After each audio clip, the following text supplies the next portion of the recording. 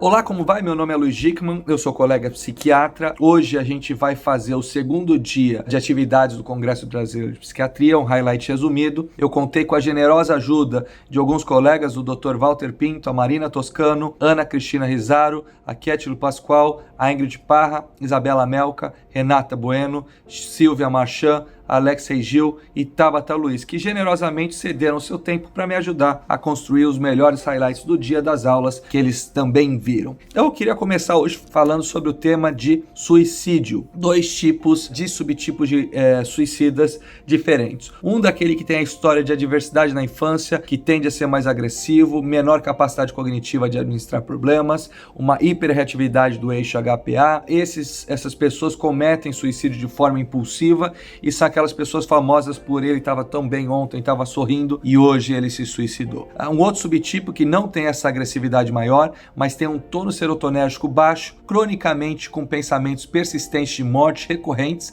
e são aqueles que planejam. Outro dado muito interessante, que o Stroop Test, nesse subtipo de baixo tônus de serotonina, mostrou um ótimo desempenho, o que demonstra uma capacidade aí desses indivíduos de planejar e ter um controle mais minucioso sobre o ato. Teve um estudo aqui com N de 51 pessoas e mostrou que o abuso físico parece ser um fator de risco significativo quando a gente procura dentro de outras variáveis. O Dr. Rosler, ele fez uma revisão de dados epidemiológicos. O Brasil é um dos países com menores taxas de suicídio, cerca de 100 por 100 mil, e um dado interessante desse estudo foi de que viúvos estão em maior risco, especialmente homens. Ele criticou os critérios para o luto, mostrou altas taxas de suicídio após a viuvez, até um ano depois de perder o companheiro ou a companheira. Também mostrou um dado legal sobre incidência de data de aniversário, os birthday blues, que nesses dias ele mostrou um gráfico onde aumenta a incidência do suicídio. Falou também da importância do suporte social e mostrou alguns dados de redução de índice de suicídio perto do Natal, ao contrário do que muita gente pensa, onde as pessoas parecem se ver mais, etc e tal, tem um fator parece protetor familiar e social. Outra coisa seria a associação, ou umas aulas de tentar demonstrar a diferença entre os subtipos de depressão típica e o atípica, e a depressão atípica que parece estar mais ligada a uma depressão imunometabólica, mais inflamatória, com aumento de apetite, baixa energia, hipersonia, aquela sensação de paralisia mais frequente no sexo feminino, muitas vezes com início mais precoce, que pode persistir com alterações metabólicas distintas e desfavoráveis e que parece ser uma resposta imunoinflamatória e uma desregulação também dos sistemas da leptina e da insulina com resistência insulínica. Então é bastante interessante e parece por um grupo que essa caracterização de depressão atípica é uma entidade fisiopatológica própria. E eu particularmente também sou dessa teoria e que os nossos atuais manuais diagnósticos eles não têm a condição de separar bem o que a gente acredita que são domínios diferentes, ou seja, o que é a depressão típica, o que é a depressão atípica, como cada uma se comporta e que ter exatamente o mesmo nome, o mesmo diagnóstico, a gente sabe na prática que elas respondem muitas vezes a técnicas e tratamentos farmacoterápicos e não farmacoterápicos diferentes. Vou falar agora da polêmica do uso de psicoestimulantes para pessoas sem transtorno de déficit de atenção e hiperatividade. Então fica aí a mensagem, se é ético ou não tratar esses concurseiros, os jovens que estão prestando vestibular, pessoas do mercado financeiro que estão querendo simplesmente usar psicoestimulantes para melhorar um cognitive enhancer. Minha opinião pessoal também, sou totalmente contrário a isso e os dados mostram que não existe normalmente uma melhora de desempenho comparado com placebo, com psicoestimulantes em pessoas que não têm o transtorno de déficit de atenção e hiperatividade, mas isso é uma coisa bastante discutível e a gente sabe no nosso consultório o quanto isso é comum hoje em dia. A aula sobre burnout também falou de quanto que a gente deve se cuidar em relação a nós estamos cuidando dos outros e o quanto que isso pode ser um fator que a gente tem que prestar uma atenção, já que os índices de burnout na população de cuidadores de saúde é bastante alto. Nos tratamentos de toque, hoje novamente falando sobre que o principal tratamento continua sendo com o inibidor seletivo, que a clomipramina acaba sendo reservada mais quando o inibidor seletivo de recaptação de serotonina falha,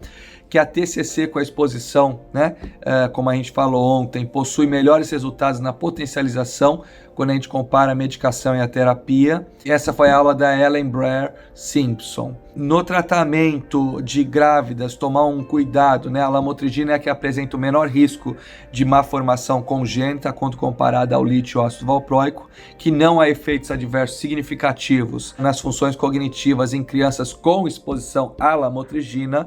Já a diretriz NICE recomenda que não é para oferecer lítio para as mulheres que estão grávidas ou planejando engravidar, a menos que a medicação antipsicótica não tenha sido eficaz para controlar o transtorno bipolar. O valproato continua sendo o estabilizador de humor mais associado à malformação congênita. Esse dado também foi bastante comentado lá no SNP. A quetiapina era o antipsicótico que menos passava pela barreira placentária e que isso seriam os dados maiores que a gente deveria levar no nosso conhecimento. Também aqui nas aulas, o curso de terapia cognitivo-processual do professor Irismar, um querido, um dos ícones da psiquiatria brasileira, e ele tem esse novo método balizado pelo Instituto Beck, bastante interessante, onde ele aperfeiçoa a terapia cognitiva e é um método de detetive da mente para adolescentes. Tem alguns projetos pilotos em escola. Eu sou um admirador do trabalho do professor, continue assim. Na aula de depressão periparto, alguns aspectos negligenciados, que a exposição à depressão materna gestacional parece levar a alterações epigenéticas em bebê,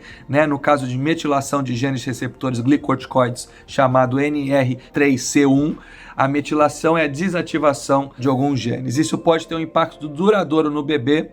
A depressão periparto tem que ter uma busca ativa do médico e não simplesmente esperar a queixa, porque a mulher muitas vezes vai esconder pelo estigma social, do julgamento da sociedade, que ela não está sendo uma boa mãe. Na aula de sono da professora querida Rosa Hassan, do meu grande amigo Michel Haddad, do meu querido professor Jair Mari, falaram muito nas questões de insônia grave, que o risco aumenta bastante, transtorno psiquiátrico comórbido. Mostrou um odds ratio de 5 para quem tem depressão, para quem tem uma insônia grave, para aumento de risco de doenças psiquiátricas. Um odds ratio de 5 é bastante alto, que a insônia aumenta o risco de abuso e dependência de substâncias, que a depressão aumenta a latência do sono, isso a gente sabe que é óbvio, mas diminui a latência do sono REM, que acaba sendo muitas vezes mais longo. A higiene do sono é primordial sempre que possível. A TCC parece ser bastante efetiva para isso, a reduzir o tempo de cama, etc e tal. Isso parece mostrar alguns efeitos. Para Rosa Hassan, o antidepressivo muitas vezes é a primeira escolha para tratar a depressão, que pode ser, por exemplo, trazodona, amitriptilina, agomelatina, mirtazapina, a doxepina em doses baixas, como a gente falou ontem, que as diretrizes atuais tendem a abolir antipsicóticos, por exemplo, a quetiapina e anticonvulsivantes para o tratamento da insônia, a não ser que tenha uma comorbidade que justifique isso. Mas os guidelines americanos já não têm aprovação para nenhum antidepressivo para tratamento disso. Os benzodiazepínicos e as drogas ex têm que ser usadas por pouco tempo, normalmente 2 meses, mas a gente sabe muitas vezes o quão difícil isso é no tratamento usual. Dentro do transtorno do pânico, lembrando que a atividade física é muito bom, a dança vale também, que os pacientes com pânico são mais sensíveis aos efeitos adversos, que 20 a 40% continua sintomático, que a interrupção pode acabar resultando em recaídas. A aula do professor Egídio ótima sempre, como sempre. A comparação entre benzodiazepínicos e inibidores seletivos, muitas vezes mostrando os dados da paroxetina, uma medicação excelente para os transtornos ansiosos, muito negligenciada por outros fatores. Mostrou aí algumas opções para resistência, quetiapina, por exemplo, apresentando uma boa resposta. Eu acho que com isso a gente consegue fazer um highlight bastante interessante, resumido, do dia de hoje, um dia bastante rico. Mais uma vez, agradeço aos colegas que me ajudaram e convido vocês a assistir o highlight de amanhã e de sábado. Um grande abraço e até mais, pessoal.